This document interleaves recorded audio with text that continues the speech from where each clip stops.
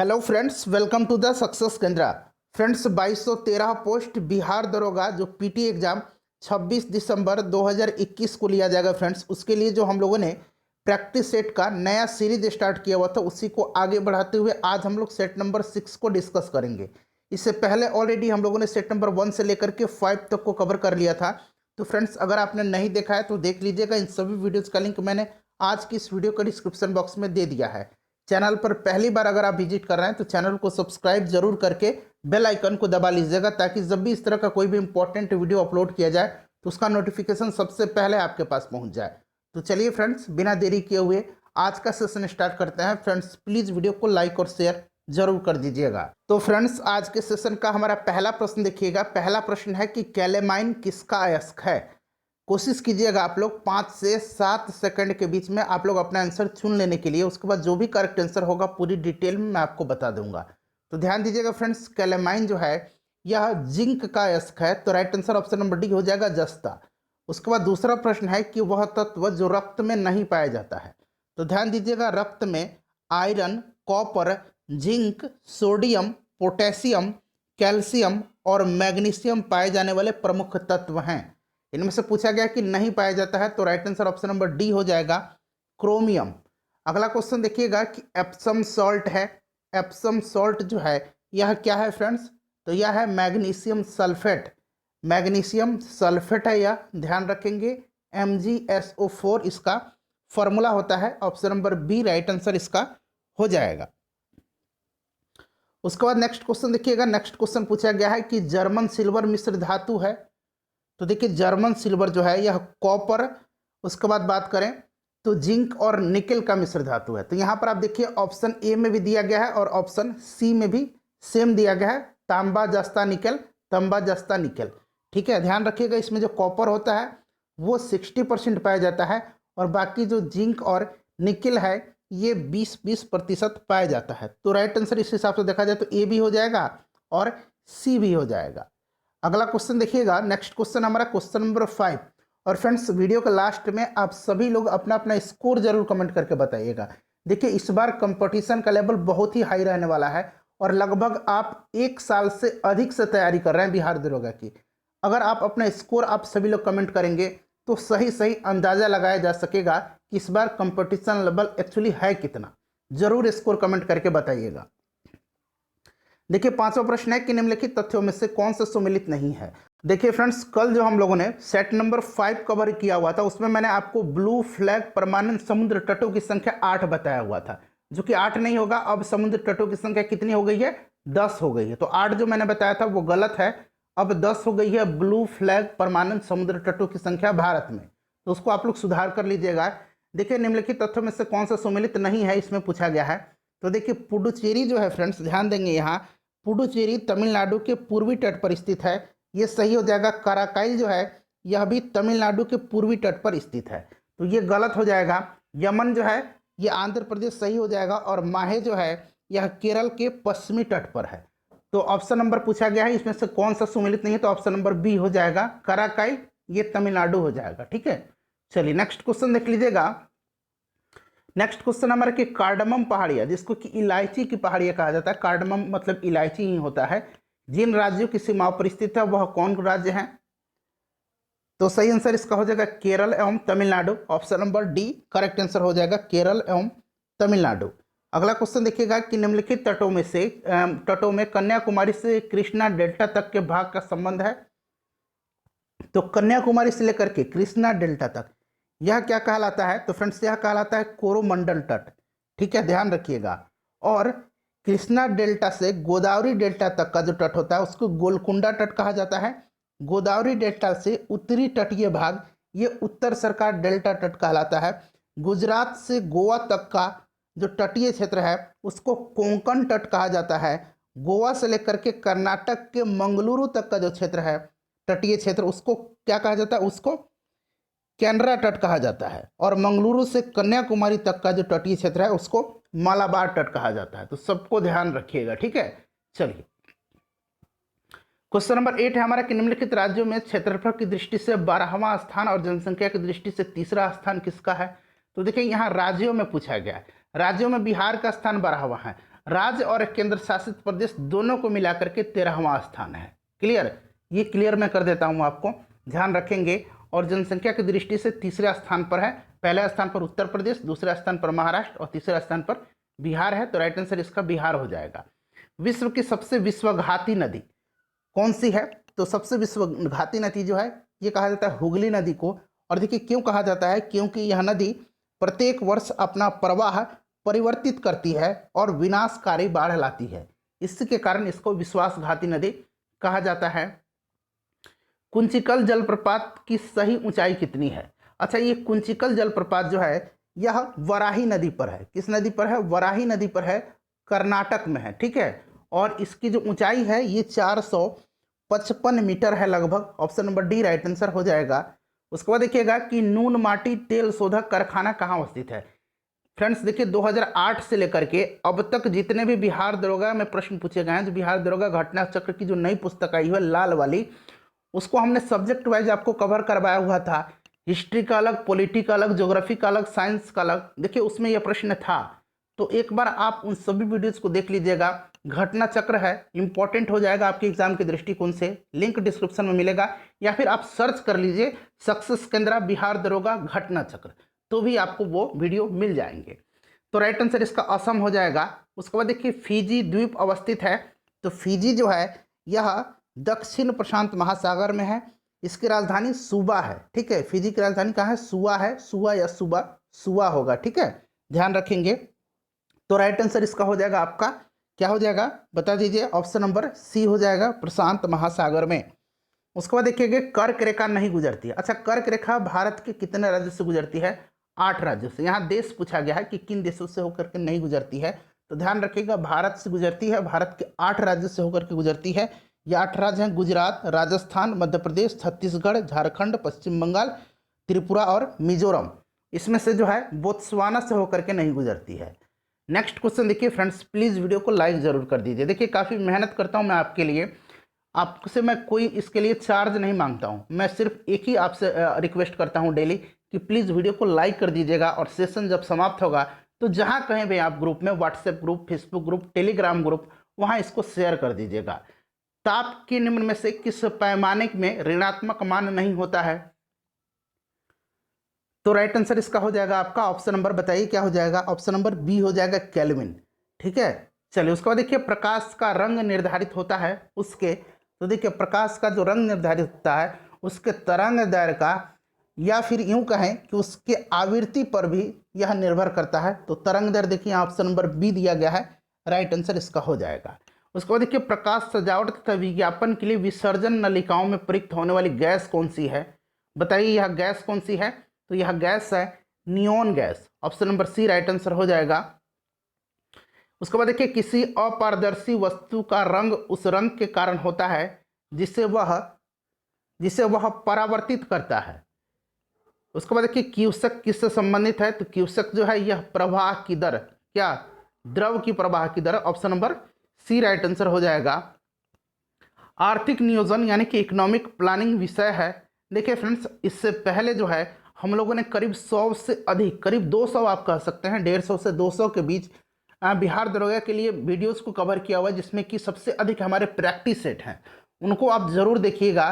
साथ ही साथ ये जो अभी हम लोग प्रैक्टिस सेट कवर कर रहे हैं, इसकी सबसे खास बात यह है कि इसमें जितने बिहार दरोगा में करंट अफेयर्स पूछे जाते हैं, करीब 25 करंट अफेयर्स, उतने करंट अफेयर्स इस सेट में शामिल किए गए हैं। इसीलिए मैं आपसे बार बार बोलता हूँ कि सेट को पूरा लगाइएगा। ठीक है फ्रेंड्स, तो देखिए आर्थिक नियोजन जो है यह समवर्ती सूची में है। किस सूची में है? तो फ्रेंड्स यह हो जाएगा समवर्ती सूची, कनकरेंट लिस्ट। नीति आयोग कब अस्तित्व में आया था? तो 1 जनवरी 2015 को। ऑप्शन नंबर इसका सी राइट आंसर हो जाएगा, ध्यान रखिएगा।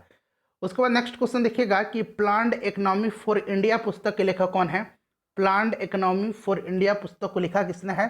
तो एम विश्वेश्वरैया ने लिखा है, right answer option number A हो जाएगा। उसके बाद देखिएगा कि यदि वार्षिक संघीय बजट लोकसभा द्वारा पारित नहीं होता है तो क्या होगा? यहाँ देखिए 4 ऑप्शन है, चारों को पढ़िए और ध्यानपूर्वक पढ़ करके आंसर बताइए। तो राइट आंसर इसका हो जाएगा प्रधानमंत्री अपने मंत्रिपरिषद का त्यागपत्र पेश कर देता है। 23 नंबर देखिएगा कि भारतीय संविधान में राष्ट्रपति द्वारा राज्यसभा में सदस्यों का नामांकन की विशेषता किस देश से ग्रहण किया गया है? आसान प्रश्न है। राइट आंसर हो जाएगा इसका आयरलैंड। राज्य के नीति निर्देशक तत्व जो हैं ये आयरलैंड से ही लिए गए हैं, ध्यान रखिएगा। अच्छा, राज्यसभा में जो है ये राष्ट्रपति के द्वारा कितने सदस्य जो है नामांकित किए जाते हैं? तो 12 सदस्य, ध्यान रखिएगा। नेक्स्ट क्वेश्चन देखिएगा कि अध्यक्षात्मक पद्धति में कार्यपालिका की शक्ति किसमें समाहित होती है? बताइए राइट आंसर इसका क्या हो जाएगा? तो फ्रेंड्स ये हो जाएगा राष्ट्रपति में। अगला प्रश्न देखिएगा कि भारतीय संविधान के मूल कर्तव्य पूर्व सोवियत संघ के संविधान से प्रभावित हैं। बिल्कुल सही है। यह किस समिति की सिफारिश पर जोड़ा गया? तो देखिए फ्रेंड्स, यह जोड़ा गया है सरदार स्वर्ण सिंह समिति की सिफारिश पर। संविधान के 42वें संशोधन जो हुआ था 1976 में, उसी के तहत संविधान के भाग 4A या भाग 4 क कह लीजिए, उसके 51 आर्टिकल में टोटल 11 जो है फंडामेंटल ड्यूटीज हैं, मूल कर्तव्य हैं। अगला प्रश्न देखिएगा कि संयुक्त राष्ट्र संघ के 6 प्रधान अंगों में एकमात्र ऐसा अंग कौन सा है जो अमेरिका से बाहर है? तो यह है फ्रेंड्स अंतर्राष्ट्रीय न्यायालय। इसका जो मुख्यालय है नीदरलैंड के द हेग में है। ठीक है, ध्यान रखिएगा। चलिए अगला क्वेश्चन देखिएगा कि संविधान के किस भाग में पंचायती राज व्यवस्था संबंधी प्रावधान दिए गए हैं? तो यह है भाग 9 में। भाग 6 में राज्य दिया गया है, भाग 3 में मौलिक अधिकार दिया गया है, भाग 4 क में मैंने आपको अभी बताया है मौलिक कर्तव्य है। उसके बाद नेक्स्ट क्वेश्चन देख लीजिएगा कि भारत की संविधान सभा ने राष्ट्रीय ध्वज को सर्वप्रथम कब स्वीकार किया था? तो फ्रेंड्स ये हो जाएगा 22 जुलाई 1947 को। ऑप्शन नंबर ए राइट आंसर इसका हो जाएगा। उसके बाद देखिएगा कि लोकसभा के स्पीकर का निर्वाचन होता है। तो लोकसभा के स्पीकर का जो निर्वाचन होता है यह लोकसभा के सदस्यों के द्वारा ही किया जाता है। तो right answer option number C हो जाएगा, लोकसभा के सभी सदस्यों द्वारा। लोकसभा का जो स्पीकर होता है वो अपना त्यागपत्र लोकसभा का जो उपाध्यक्ष होता है उसको देता है, और उपाध्यक्ष जो है अपना त्यागपत्र वह लोकसभा के अध्यक्ष को देता है। अच्छा, वर्तमान में कौन सा लोकसभा चल रहा है? संख्या आप कमेंट करके बताइएगा। श्री ओम बिड़ला जो हैं यह वर्तमान में लोकसभा के अध्यक्ष हैं। नेक्स्ट क्वेश्चन देखिएगा कि आंध्र प्रदेश एक भाषाई राज्य के रूप में कब गठित किया गया था? बताइए। तो देखिए भाषाई आधार पर गठित भारत का यह पहला राज्य है आंध्र प्रदेश। 1953 में इसका गठन किया गया था।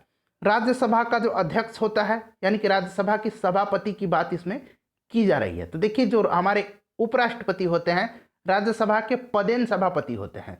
देखिए आर्टिकल 63 में कहा गया है कि भारत का एक उपराष्ट्रपति होगा, और आर्टिकल 64 में कहा गया है कि जो उपराष्ट्रपति है वह राज्यसभा का पदेन सभापति होगा।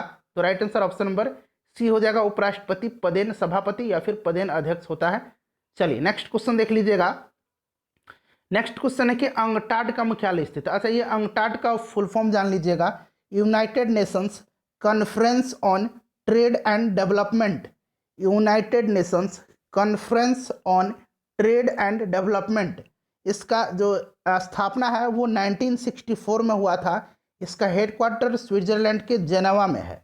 ऑप्शन नंबर सी हो जाएगा, जेनेवा। ठीक है, ध्यान रखिएगा।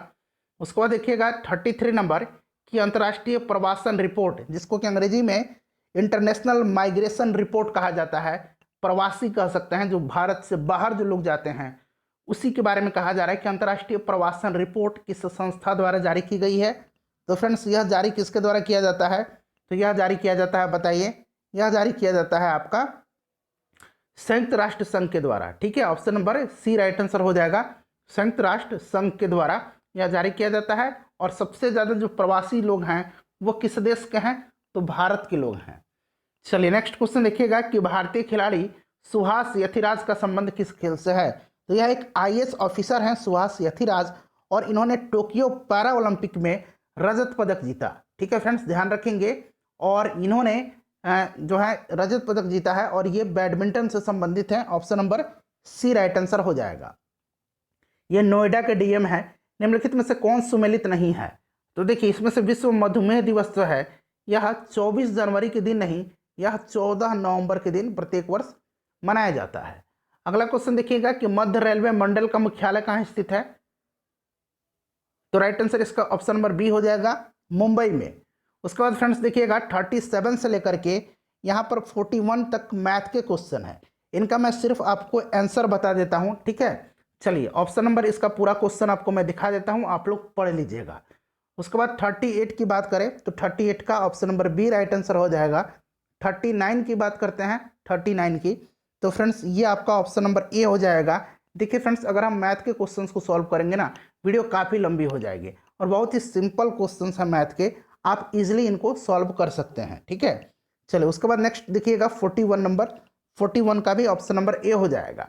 फ्रेंड्स पीडीएफ मैंने आपको टेलीग्राम पर दिया हुआ है, सक्सेस केंद्र हमारे टेलीग्राम चैनल का नाम है, ठीक है, जहां लगभग 19,000 के आसपास सब्सक्राइबर हैं। वहां आपको जुड़ना है। मैंने सेट नंबर 1 और 2 का पीडीएफ दिया है, आज जो है सेट नंबर 3 और 4 का पीडीएफ मैं आपको आज वहां पर अवेलेबल करवा दूंगा। सबसे अस्थायी पारिस्थितिक तंत्र है, बताइए। तो राइट आंसर इसका हो जाएगा आपका ऑप्शन नंबर डी, महासागर। विटामिन B2 का रासायनिक नाम क्या है? तो विटामिन B2 का रासायनिक नाम है राइबोफ्लेविन। ऑप्शन नंबर बी इसका करेक्ट आंसर हो जाएगा। एस्कॉर्बिक एसिड विटामिन सी का, रेटिनॉल विटामिन ई का, थायमिन विटामिन B1 का। अगला क्वेश्चन देखिएगा कि पौधे के किस हिस्से से हल्दी प्राप्त की जाती है जो आमतौर पर रंग और एंटीसेप्टिक के रूप में इस्तेमाल की जाती है? तो आपको पता है तना से, ऑप्शन नंबर डी सही आंसर हो जाएगा, तना से। उसके बाद देखिएगा कि ताम्र और टीन के मिश्र धातु क्या कहलाते हैं, यानी कि तांबे और मिश्र का जो टीन का जो मिश्र धातु है वो क्या है? तो फ्रेंड्स वह है कांसा। वृद्धि हार्मोन स्रावित होता है, तो यह पिट्यूटरी ग्लैंड से यानी कि पीयूष ग्रंथि से यह स्रावित होता है। ऑप्शन नंबर इसका ए राइट आंसर हो जाएगा, पीयूष ग्रंथि से। ध्यान रखिएगा, पीयूष ग्रंथि को मास्टर ग्लैंड या मास्टर ग्रंथि भी कहा जाता है। पीला एंजाइम किसे कहते हैं? पीला एंजाइम कहा जाता है विटामिन B2 को, यानी कि राइबोफ्लेविन को, ठीक है। राइबोफ्लेविन भी आपको दिया रहेगा, तो आपको याद रखना है विटामिन B2 यानी कि राइबोफ्लेविन को जो है पीला एंजाइम कहा जाता है।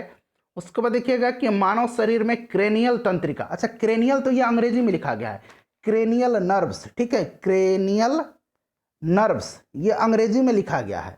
हिंदी में इसको कहा जाता है कपालीय तंत्रिकाएं। कपालीय तंत्रिकाओं की संख्या कितनी होती है?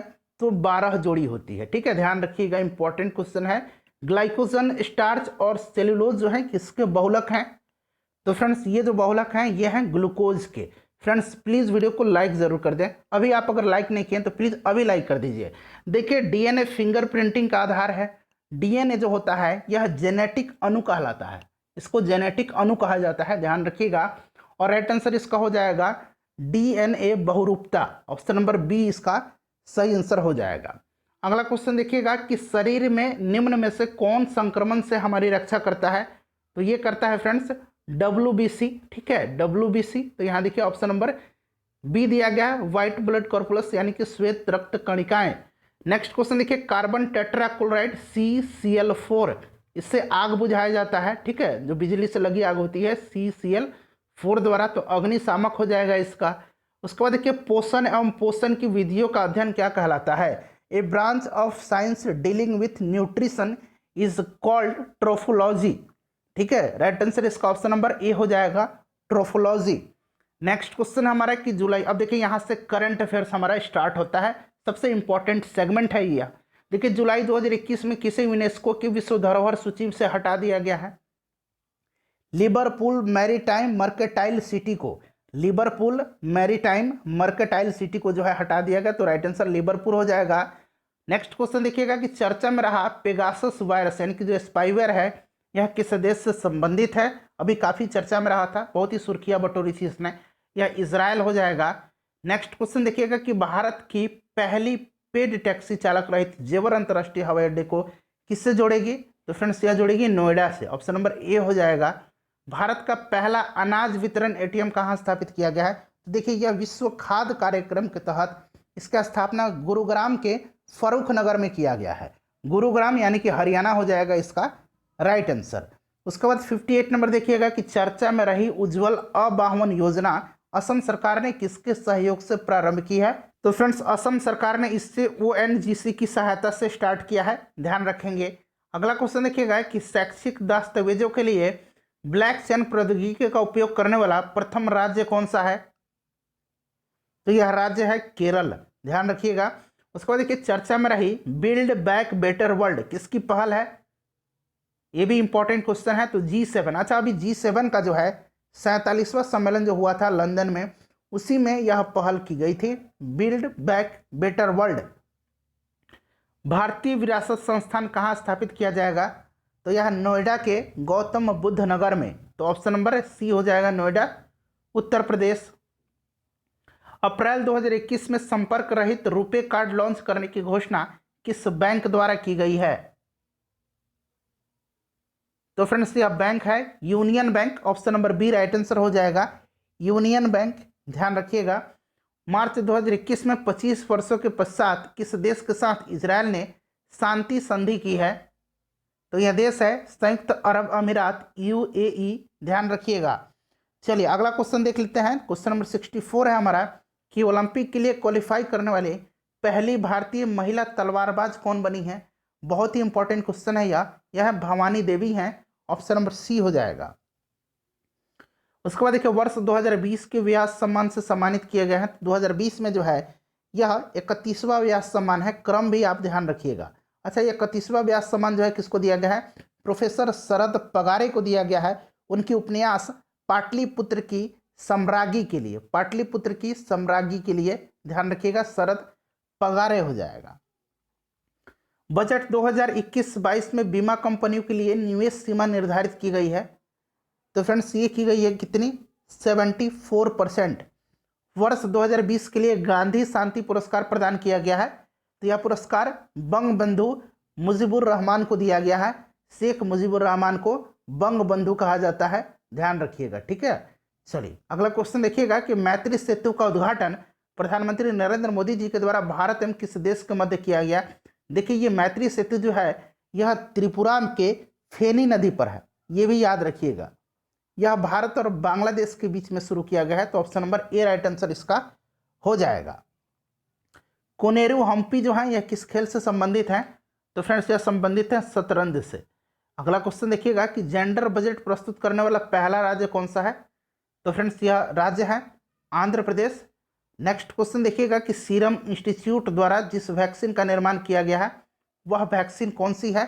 सीरम इंस्टीट्यूट पुणे में है, ध्यान रखेंगे, और इसके द्वारा कोविशील्ड बनाया गया, ऑप्शन नंबर बी हो जाएगा इसका राइट आंसर। संपूर्ण डिजिटल अर्थव्यवस्था वाला देश का पहला जिला कौन सा है, तो यह है विरुधुनगर। यहाँ मैं लिख देता हूँ इसका सही से उच्चारण, विरुधुनगर या फिर विरुधुनगर भी है, ठीक है, दोनों तरह से आप याद रखेंगे, ऑप्शन नंबर बी हो जाएगा। चर्चा में रहा दस्तलिक, यहाँ हम लोग ऐसे लिखते हैं हिंदी में दस्तलिक, ठीक है, दस्तलिक युद्ध अभ्यास जो है दस्तलिक 2 था इस बार इसका संस्करण, और यह भारत और उज्बेकिस्तान के बीच का सैन्य अभ्यास है, और इसका आयोजन उत्तराखंड के रानी खेत में किया गया, ठीक है, उत्तराखंड के रानी खेत में किया गया है, ध्यान रखेंगे। चलिए नेक्स्ट क्वेश्चन देखते हैं कि बजट 2021-22 कितने स्तंभों पर आधारित है, तो यह 6 स्तंभों पर आधारित है। हाल ही में लद्दाख में बने थिएटर का उद्घाटन किसके द्वारा किया गया, दुनिया की सबसे ऊंचाई पर स्थित यह थिएटर है, और इसका उद्घाटन पंकज त्रिपाठी के द्वारा किया गया। बिहार खादी के ब्रांड एम्बेसडर हैं पंकज त्रिपाठी, ध्यान रखिएगा। चर्चा में रहा है ब्लू फ्लैग प्रमाण किसे प्रदान किया जाता है, तो यह समुद्र तटों को, और भारत में 10 समुद्र तटों को ब्लू फ्लैग प्रमाणन प्रदान किया गया है। इससे पहले वाले वीडियो में मैंने आपको 8 बता दिया था, तो मैं क्षमा चाहता हूँ, सही आंसर इसका 10 होगा। कोवैक्सीन का विकास किया गया है, तो कोवैक्सीन का जो विकास है यह किया गया भारत बायोटेक द्वारा, कोविशील्ड का सीरम इंस्टीट्यूट के द्वारा। उसके बाद देखिएगा कि भारत का प्रथम नियोमोकोकल, यहाँ देखिए नियोमोकोकल टीका किसके द्वारा लॉन्च किया गया, तो नियोमोकोकल टीका जो है यह किसके द्वारा, हर्षवर्धन जी के द्वारा, option number B right answer हो जाएगा। उस समय ये स्वास्थ्य मंत्री थे, अभी ये स्वास्थ्य मंत्री नहीं है, अभी स्वास्थ्य मंत्री मनसुख मंडाविया हैं, ठीक है। चलिए अगला क्वेश्चन देख लीजिएगा कि मेसोपोटामियाई लोग जो हैं यह हड़प्पा सभ्यता को किस नाम से पुकारते थे, तो मेलुहा शब्द का इस्तेमाल किया जाता था, option number C right answer हो जाएगा, मेलुहा। उसके बाद देखिएगा कि मौर्यकालीन प्रशासनिक संरचना के संदर्भ में द्रोणमुख पर विचार करें, द्रोणमुख के बारे में क्या सही है, तो देखिए ये जो द्रोणमुख होता था यह खवाटिक और स्थानियों के बीच में था, option number D right answer इसका हो जाएगा। निम्नलिखित में से हर्ष द्वारा रचित नाटक कौन सा है, तो नागानंद रत्नावली और प्रियदर्शी का, ये तीनों है। ठीक है, नहीं पूछा गया है तो ये हर्ष चरित्र हो जाएगा, जो कि वानभट्ट की रचना है। वानभट्ट हर्ष के दरबारी कवि थे। शंकराचार्य द्वारा स्थापित 4 मठ कहाँ कहाँ है? तो देखिए ये 4 मठ जो है ये है कहाँ पे? श्रृंगेरी। श्रृंगेरी कहाँ है? कर्नाटक में है। उसके बाद बात करें तो गोवर्धन मठ जो है पुरी में है। तो देखिए ये हो जाएगा पुरी, गोवर्धन मठ। उसके बाद आप देखेंगे यहाँ पर ये हो जाएगा आपका पहला ऑप्शन, मैं बता देता हूँ, सी हो जाएगा। ठीक है, ज्योतिर्मठ, जोशीमठ या फिर ज्योतिर्मठ। ठीक है, ध्यान रखेंगे इसको, ज्योतिर्मठ कहा जाता है। ज्योतिर्मठ उत्तराखंड में है। उसके बाद द्वारिका गुजरात में है। पुरी में क्या है? द्वारका मठ या शारदा मठ भी इसको कहा जाता है। उसके बाद बात करते हैं कि ये पुरी में जो है, यह पुरी में क्या हो जाएगा? पुरी में गोवर्धन मठ हो जाएगा और श्रृंगेरी कर्नाटक में। ठीक है, तो option number C right answer हो जाएगा। देखिए अलाउद्दीन खिलजी द्वारा लगाए गए गढ़ी कर किससे संबंधित है? गढ़ी कर और चराई कर, ये दोनों पूछा जाता है। तो गढ़ी कर जो लगाया गया था ये घरों और झोंपड़ियों से, और चराई कर जो था ये दुधारू पशुओं पर लगाया गया था। क्लियर है? चलिए आगे बढ़ते हैं, अगला क्वेश्चन देखते हैं। नेक्स्ट क्वेश्चन हमारा 84 नंबर की तारीख फिरोज शाही के लेकर। तो देखिए फ्रेंड्स, ये तारीख फिरोज शाही और फतवाए जहानदारी, ठीक है फ्रेंड्स, ये दोनों जो है किसकी पुस्तक है? तो फ्रेंड्स ये है जियाउद्दीन बर्नी की। तो जियाउद्दीन बर्नी हो जाएगा। देखिए किस मुगल बादशाह को जिंदा पीर, कल ही मैंने आपको बताया था कि जिंदा पीर और आलमगीर किसको कहा जाता है? तो ये कहा जाता है औरंगजेब को। नेक्स्ट क्वेश्चन देखिएगा, किस शासक के मकबरे को ताजमहल का पूर्ववर्ती माना जाता है? तो फ्रेंड्स ये है आपका हुमायूं का मकबरा, जो कि दिल्ली में है। फ्रांसीसियों ने पहला कारखाना कहाँ स्थापित किया था? तो 1668 में स्थापित किया था। कहाँ पर? तो सूरत में। महाराजा रंजीत सिंह के राज्य की राजधानी कहाँ थी? महाराजा रंजीत सिंह जो थे यह सुकर चकिया मिसल से संबंधित थे। इनकी राजधानी लाहौर थी। ऑप्शन नंबर डी हो जाएगा राइट आंसर। उसके बाद देखिएगा निम्नलिखित में से कौन सी व्यवस्था भारत के बड़े हिस्से पर लगाया गया था? तो यह व्यवस्था थी रैयतवाड़ी व्यवस्था। अजीमुल्ला खां सलाहकार थे। दीवान अजीमुल्ला खां भी इनको कहा जाता है। बाद में ये प्रधानमंत्री बन गए थे नाना साहब के। ठीक है, 1857 की क्रांति का नेतृत्व भी इसने किया था इन्होंने। ठीक है, ध्यान रखेंगे निम्नलिखित में से किस वर्ग को सर्वप्रथम पश्चिमी सभ्यता ने प्रभावित किया? तो ये थे फ्रेंड्स शिक्षित मध्यम वर्ग के जो हिंदू वर्ग थे, इनको। देव समाज की स्थापना किसने किया था? तो 1887 में किया था शिव नारायण अग्निहोत्री ने। ठीक है, ध्यान रखिएगा इसको भी। उसके बाद देखिए गदर पार्टी की स्थापना कल ही में मैंने बताया था कि सैन फ्रांसिस्को में इसका हेडक्वार्टर है। राइट आंसर इसका ऑप्शन नंबर बी हो जाएगा 1913 में। ठीक है फ्रेंड्स, चलिए नेक्स्ट क्वेश्चन देखिएगा कि ब्रिटिश पत्रकार H.W. नेविल्सन किस आंदोलन से जुड़े थे? इंपॉर्टेंट क्वेश्चन है। तो ये हो जाएगा स्वदेशी आंदोलन। अगला प्रश्न देखिएगा कि अखिल भारतीय किसान सभा के प्रथम सत्र की अध्यक्षता किसने की थी? 1936 में हुआ था और स्वामी शाहजानंद ने इसकी अध्यक्षता की थी। रॉलेट एक्ट किस वायसराय के काल में पारित हुआ था? 1919 में यह पारित हुआ था और उस समय वायसराय लॉर्ड चैम्सफोर्ड था। जालियांवाला बाग हत्याकांड भी इसी के समय हुआ था। निम्नलिखित में से किसने गांधी तथा इरविन को 2 महात्मा कहा था?